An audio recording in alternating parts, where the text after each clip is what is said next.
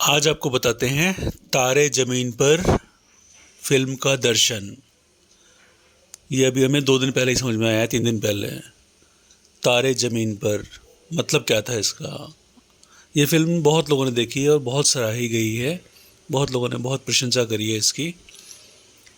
एक बच्चा था फिल्म में, ईशान नाम का, जिसको अक्सर जो है वो डांस करते हुए दिखते थे, पढ़ने में नहीं आते थे उसको। उसे लगता था पता नहीं क्या है। वो उनको उल्टा सीधा रिकॉग्नाइज करता था, पहचान नहीं पाता था सही तरह से। तो पहले स्कूल से निकाल दिया जाता है एक तरह से उसको। फिर वो दूसरे स्कूल में जाता है। दूसरे स्कूल में एक टीचर मिल जाता है उसको, जो उसके भीतर के हुनर, गुण, टैलेंट को पहचानता है, प्रतिभा को पहचानता है और उसमें आत्मविश्वास जगाता है। तो वो बच्चा बहुत अच्छी रचना करके देता है और एक प्रतियोगिता होती है, उसमें वो नंबर 1 आता है और बाद में उसकी पढ़ाई भी बहुत अच्छी हो जाती है। तो ये फिल्म का कथानक, कहानी थी। अब फिल्म की बारीकी पर आते हैं। तारे ज़मीन पर जो बच्चा है वो पढ़ने में कमज़ोर है। ये फिल्म बनी है 2007 में। 2007 में अंग्रेजी स्कूल पूरे भारत में फैल चुके थे और बच्चे जो है वो सभी जगह अंग्रेजी पढ़ रहे थे। तो सारे देश के बच्चे अंग्रेजी समझ रहे हैं, ऐसा कैसे हो सकता है। जिन घरों में अच्छा अंग्रेजी वातावरण था, उन घरों के बच्चे लोग तो माता पिता के सहयोग से अंग्रेजी में अपनी नैया पार कर ले रहे थे। पर जिन बच्चों के माता पिता अंग्रेजी में कमज़ोर थे, उन बच्चों की लुटिया डूब रही थी, उनकी नाव जो है हिचकोले खा रही थी। तो फिल्म जो है अंग्रेजी व्यवस्था के बढ़ने पर, जो भारत का बहुतायत पिछड़ा हुआ वर्ग था, उन लोगों के बच्चों के जीवन दर्शन को दर्शा रही है कि छोटे बच्चे को पढ़ने में कितनी समस्या हो रही है। ये फिल्म जो है वो लोअर मिडिल क्लास और मिडिल क्लास की थी, क्योंकि अपर मिडिल क्लास तो पहले से अंग्रेजी शिक्षा लेके अंग्रेजी में रम चुका था अच्छी तरह से।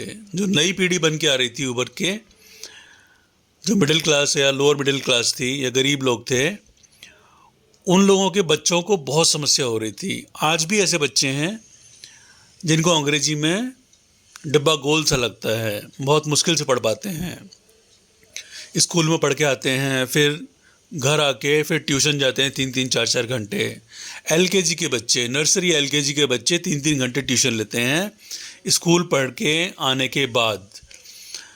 तो ये क्यों है? क्योंकि बच्चे जो है वो अंग्रेजी को रिकॉग्नाइज नहीं कर रहे हैं। घर में हिंदी का वातावरण है, बातचीत बोलचाल सब कुछ हिंदी में है, और अंग्रेजी हमारी मातृभाषा नहीं है, तो अंग्रेजी उनके आत्मा में, उनके जहन में उतर नहीं रही है। तो ईशान जो है इस समस्या से ग्रसित था। ईशान का जो पहला विद्यालय था, वहाँ हाई फाई अंग्रेजी चलती थी, पूरा अंग्रेजी वातावरण था। तो वहाँ वो फ्लॉप हो रहा था। उसे अक्षर जो है वो डांस करते हुए देखते थे। उसने बोला डांसिंग लेटर्स।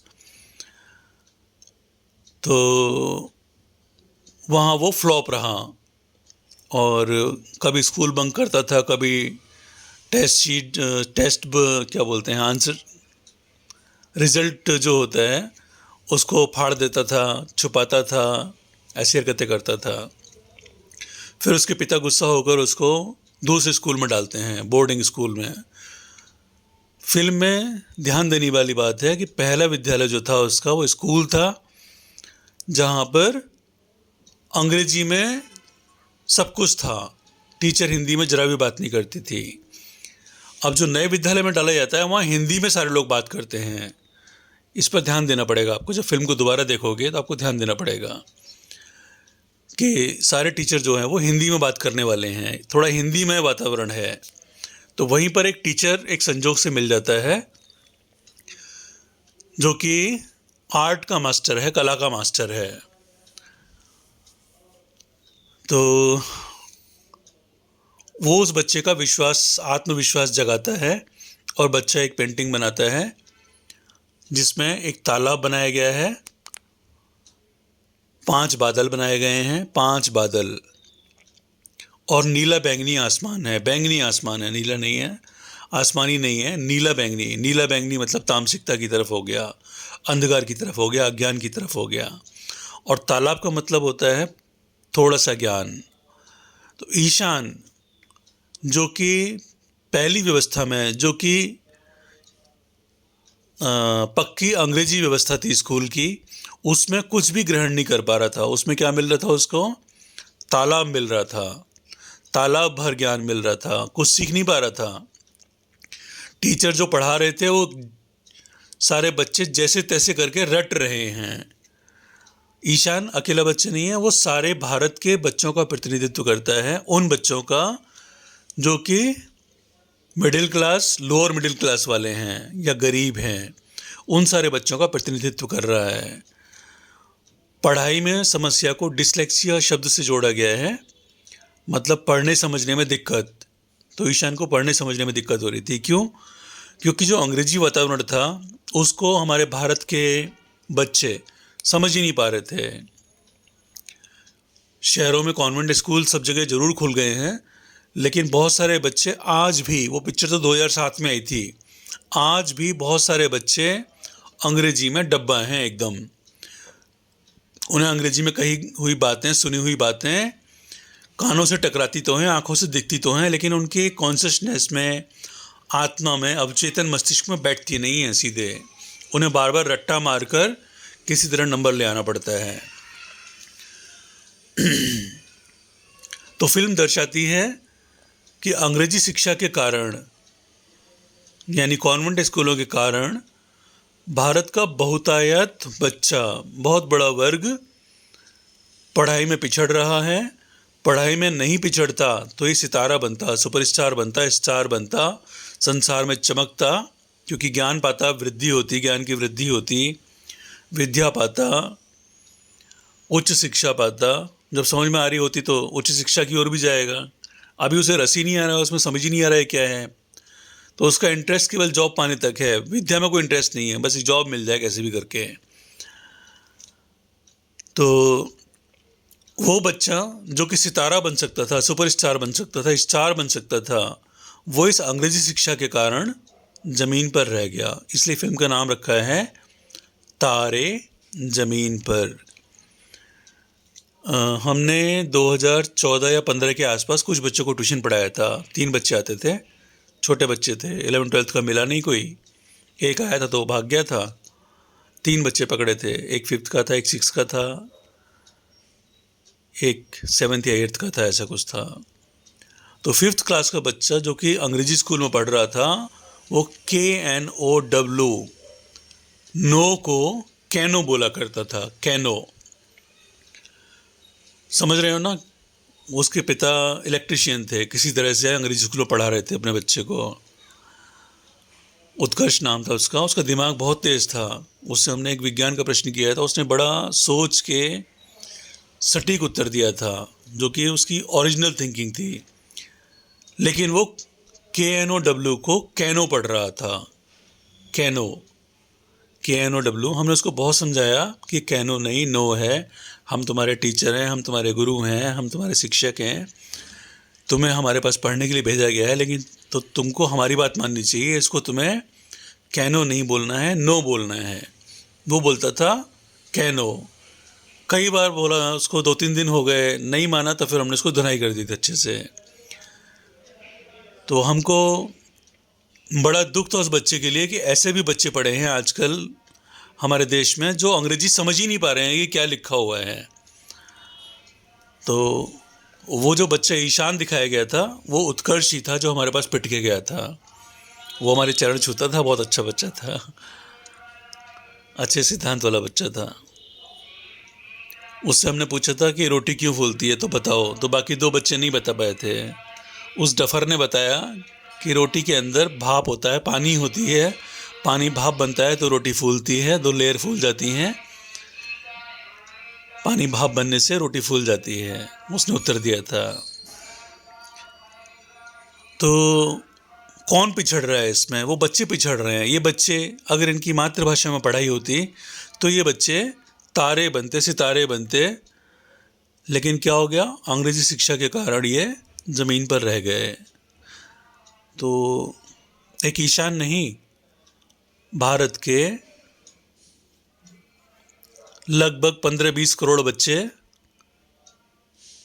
या बड़ी आबादी निकालो तो 40 करोड़ हो जाएगी, और बड़ा निकालोगे समूह में तो 140 करोड़ में से अभी भी अंग्रेजी 4-5 करोड़ को ही ठीक से आती है। बाकी सब घसीट रहे हैं, रट्टा मार रहे हैं। मेट लिखना होता है, MAT मैट लिखना होता है, तो MAT मेट लिखते हैं लोग बाग। मैट लिखना होता है MAT मैट, तो लोग बाग MET मेट लिखते हैं। तो ये बड़े लोगों का बता रहा हूँ, बड़े लोग, हमने पढ़ा है, लोगों के व्हाट्सएप स्टेटस पे पढ़ा है। तो बड़े बड़े लोग अंग्रेजी में डब्बा हैं आज भी। तो जिन घरों में अंग्रेजी पढ़ाने का सपोर्ट नहीं है तो उन घरों के बच्चे तो पिछड़ने ही है ना। तो ये था इस फिल्म का दर्शन कि जो बच्चे तारे बन सकते थे, सितारे बन सकते थे, वो एक सही शिक्षक ना होने के कारण, सही शिक्षक नहीं, सही शिक्षा व्यवस्था ना होने के कारण ज़मीन पर रह गए। लोग समझ रहे हैं कि अंग्रेजी पढ़ने से इंडिया आगे बढ़ेगा या बढ़ रहा है, बल्कि पिछड़ रहा है। और ये हमने 2011 में अनुभव किया था। 2010 या 11 की बात है, हमारी बच्ची तब 5-6 साल की थी। तो नया नया अंग्रेजी शब्द पढ़ने का शौक़ लगा था, वो भी अंग्रेजी स्कूल में पढ़ रही थी। तो एक स्टिकर हमने दरवाजे पे लगा रखा था, उस पर लिखा था नेशन। तो छोटी बच्ची ने पहली बार नेशन शब्द देखा तो उसने पढ़ा नटियोन, NATION को पढ़ा नटियोन। हमने कहा ये नटियोन नहीं, नेशन है। बोली पर ये तो नटियोन लिखा है, छोटे से बच्चे ने बोला। तो हमने कहा ये अंग्रेजी ऐसी है, इसमें लिखा कुछ होता है, पढ़ना कुछ और होता है। तो हमारी पुत्री ने जवाब दिया, मुझे नहीं पढ़नी ऐसी पढ़ाई, मुझे आप गुजराती स्कूल में डाल दो। तब हम गुजरात में रहते थे। मैंने कहा पर सारे बच्चे तो अंग्रेजी पढ़ाई पढ़ रहे हैं, तुम गुजराती पढ़ोगी या हिंदी पढ़ोगी तो तुम पिछड़ जाओगी, सारे बच्चे तो अंग्रेजी पढ़ के आगे निकल जाएंगे। तो उस 5-6 साल के बच्चे ने जवाब दिया, मैं मैनेज कर लूँगी। मतलब 5-6 साल का बच्चा मैनेज शब्द बोल रहा है। तो हमारे पैरों के नीचे से ज़मीन खिसक गई। मैंने कहा इतना आत्मविश्वास इसमें कहाँ से आ गया। खैर हमारी बच्ची, क्योंकि हम इंजीनियर थे, हमने अंग्रेजी में ठीक ठाक हाथ पैर मारे हुए थे, और हमारी पत्नी भी अंग्रेजी माध्यम की पढ़ी हुई थी, तो हमारी बच्ची को कभी हमें पढ़ाना भी नहीं पड़ा और हमेशा वो अच्छी रही। कभी उसको देखना नहीं पड़ा, कभी कभी थोड़ा बहुत सहयोग मांगा तो दे दिया, नहीं तो अपने आप ही वो करती गई और पढ़ गई। लेकिन 2010 या 11 के आसपास हमारे दिमाग में ये बात खटक गई थी कि हमारे घर में तो मैं अपने बच्चे को अंग्रेजी में सहयोग चाहिए तो मैं दे सकता हूँ, लेकिन देश भर के न जाने कितने बच्चे हैं, मेरे गाँव में जो लोग हैं या जो मज़दूरों के लोग हैं, कंपनी में वर्कर के बच्चे हैं, ये अपने बच्चों को कैसे अंग्रेजी में आगे बढ़ाएंगे? अगर देश समाज के सारे बच्चे शिक्षा में आगे नहीं बढ़ रहे हैं तो एक सही प्रतिस्पर्धा नहीं रहेगी उनमें और एक सही विकास नहीं होगा उनमें। जब उनका सही बौद्धिक विकास नहीं होगा, रट्टा मारू होंगे केवल, तो वैज्ञानिक उन्नति कहाँ से होगी? तो वो देखते हुए फिर हमने तब निष्कर्ष लिया था कि हम अंग्रेजी का विरोध करेंगे। तो तब से हमने अंग्रेजी का विरोध चालू किया था।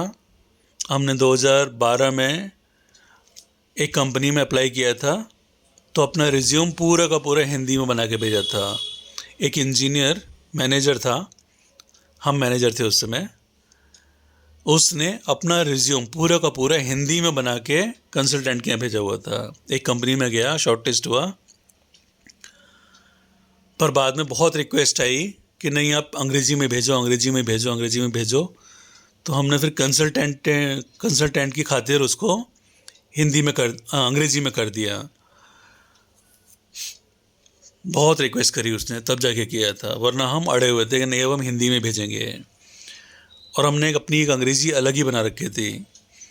तो हमारा रिज्यूम भारतीय अंग्रेजी में था, वो अंग्रेजी हमारे द्वारा निर्मित थी, हमारे द्वारा डिज़ाइन थी। तो वहाँ एक कंपनी के एमडी से झगड़ा हो गया था। वो हमारी अंग्रेजी देख के सक पका आ गया कि ये क्या लिख के भेज रखा है तुमने। तो फिल्म तारे ज़मीन पर अंग्रेजी के कारण भारत के अधिकांश बच्चों के पिछड़ने की घोषणा थी। तारे ज़मीन पर रह जाएंगे। आप में से भी बहुत लोगों ने अंग्रेजी में हीनता, कमी, पढ़ाई में समस्या अनुभव की होगी। हमें पक्का पता है आपने की होगी, क्योंकि हमसे जितने लोग जुड़े हैं उनमें से बहुत कम का ही अंग्रेजी वाला स्तर ठीक है, बाकी सभी हिंदी भाषावादी वाले हैं। जो अंग्रेज़ थे वो हमें छोड़कर पहले ही जा चुके हैं, क्योंकि हम अंग्रेजी की बुराई करते हैं तो लोग समूह छोड़ के चले जाते हैं। और फिल्म का जो सार था वो अंत में था। अंत के 7 मिनट में सारे भारत के गरीब बच्चे दिखाए हैं। अलग अलग प्रांत के, अलग अलग भाषा के गरीब ही गरीब बच्चे दिखाए हैं, निर्धन ही निर्धन बच्चे।